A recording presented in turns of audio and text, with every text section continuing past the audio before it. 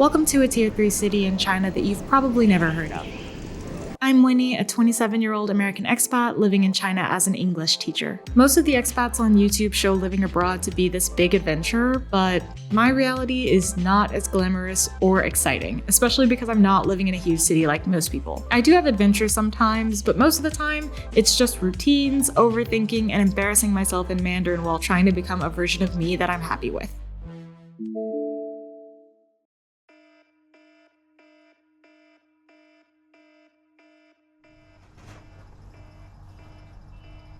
Right now, I'm on winter holiday break, which as a university teacher is amazing. My break started New Year's Day and is about 2, maybe 2.5 months long.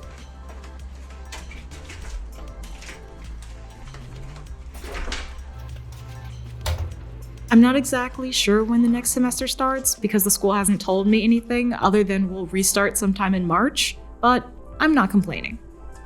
I have much more free time here than I did working in the US, so I'm trying to use it to focus on myself, unlike before.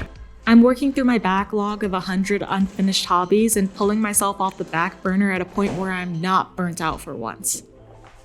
I'll talk about my teaching job in another video because right now I'm just trying to avoid thinking about it, so let's pretend I'm living in China for self-actualization or whatever it is.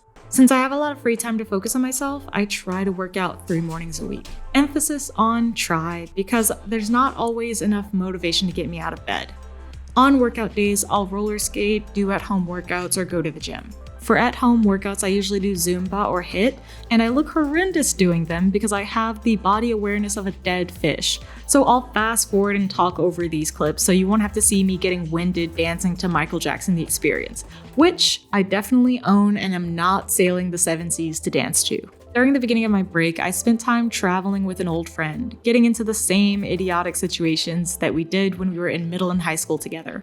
But now that I'm back in my little city, I just want to chill out. Whenever I don't have big plans, I'm usually just a homebody, but I still try to leave the house every now and then just to feel human.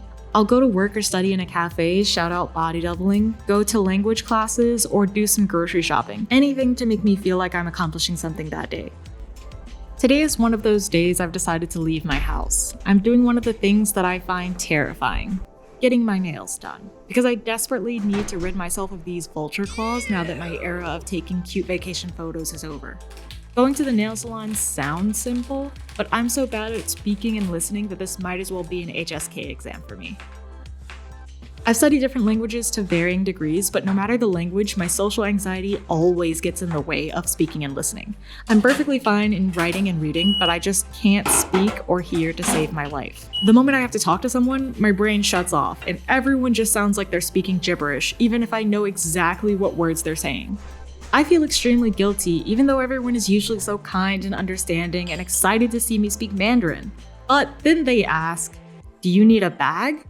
And after 20 seconds of buffering, I respond with, "Sorry, my Chinese bad. Don't want," like a fucking caveman. That's one reason I'm excited about my life in China. I want to learn to take myself less seriously and allow myself to laugh off my mistakes, which I assure you as a burnt out gifted kid with the undiagnosed trifecta, I am desperately trying to do. I'm heading out at 4:45 for my 5 p.m. appointment. It was the only time the salon had available when I booked 2 days ahead, and why are there people here? There are never people here, but whatever. I wish I would have gotten a morning appointment so everyone would have been at work and the streets would have been empty, but you can't always win. This is my neighborhood where old people just chill out and enjoy their lives. I live in a province known for slower living, so it lacks the rush of the bigger cities I've lived in or near for most of my life. It's nice to have this little area of peace in the apartment complex, even if it ends the moment you walk out of the gate onto the bigger streets. Outside is always much louder, but it feels less panic-inducing after you've lived here for some time. I've only been here for like 6 months, and I may not be able to read, but with my phone, I'm able to navigate just as well as I could in the United States, which wasn't that well, but who cares? 12 seconds later. Here you can see that I'm lost. I watched a Douyin video before leaving the house that showed exactly how to get to the salon, but I'm dumb and can't remember it. And when I opened the app, it was asking me to verify my account with a Chinese ID, which has never happened before, but this is the Chinese expat experience, so I should have expected it. The salon was a little further down, no biggie. So I got nervous and cut the video here, but the nail tech, and her customer were both confused by my entry, and I could only fumble out the word yesterday because I still don't know which word to use for sending messages. Is it song, or is there another word that I just don't know yet? Who knows? Anyway, she understood that I meant I reached out yesterday to reconfirm the appointment. Thank Brennan. I sat down and pretended to listen to music for a while until she finished with her other customer. And she was extremely understanding and even had the picture that I sent in yesterday, which was poorly edited and made to because I wanted blue nails instead of pink. We sat in awkward silence for the most part, but when we did speak, we used a translator because I could feel my vocabulary vanish in real time. I'm a bit upset with myself because I didn't film much because I'm still getting over the fear of filming in public, so here are the 3 clips I do have. Also, I of course didn't film the interactions we had, so just watch the footage and I'll explain what happened so you can be proud of me for even trying. She was playing music over the shop's speakers and this song comes on. It sounds like a military march song at first, but then it gets really fucking good. I looked at her and started out with a cha, because of course I started in the wrong language. Then I go, this song sounds good. Who is it? And I even said Shea to style on her. Then she said the name in Chinese, and obviously I was unable to do anything but nod, but I didn't let that stop me. I then tried to form a sentence, with my brain cells rubbing together at Mach 5 speed. Do you use English music app? I want this song.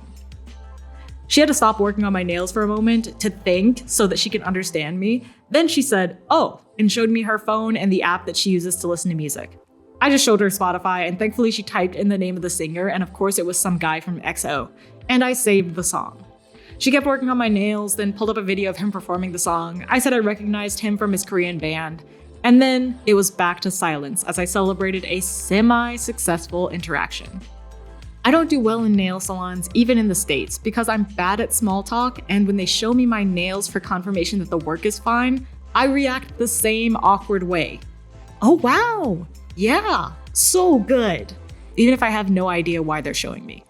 I trust them, and even if I'm not happy, my vibe is always very shogunai regardless. Even if I do like it, I never know what to say, so I just kept saying in Chinese, looks good, so pretty, and then I paid and left. It ended up costing 80 yuan or $11 for acrylic removal and a new gel paint with construction, so not bad. I wanted to get footage of my nails on my way out, but it was extremely dark, so here's what they looked like the next day when I went to a cafe to be productive. Please excuse my hands shaking. I got trembly wrist syndrome. I really can't help it. On my walk back home, I stopped at the cafeteria that I like to go to for a to-go order, but they didn't have what I normally got. It's okay. I only cried a little. The internal breakdown because of my expectations was disguised as being deep in thought while I decided what the heck I actually wanted to eat. Also, I never know if I'm supposed to reach in for things or if that's weird, so I just pointed and whispered a few jagas and let her add it to my tray. I fumbled through my Chinese at the register, then paid so I can escape. I stopped at a convenience store to grab some mini M&Ms and sausages because the dishes I grabbed didn't have too much meat. On my way out, I was so confused at the sight of this random dog. Hi.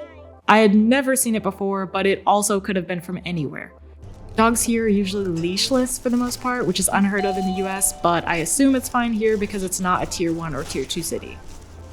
Once I got everything, I walked through the advanced darkness to get home. I swear, people just walk in pitch black here. I don't know if the camera will pick it up, but there are, I don't know what to call them, so I'll say Vespas, parked on the right side of me that I couldn't see and barely missed tripping over.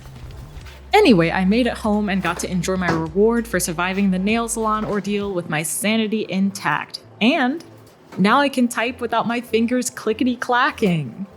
I'm just glad I didn't chicken out and that I left my house for the day. Now to relax at home. I know this day would have been easy for most people, but I just want to celebrate my little wins where I have them. I hope you learn to celebrate yours and try to make time for yourself as well. See you in the next video.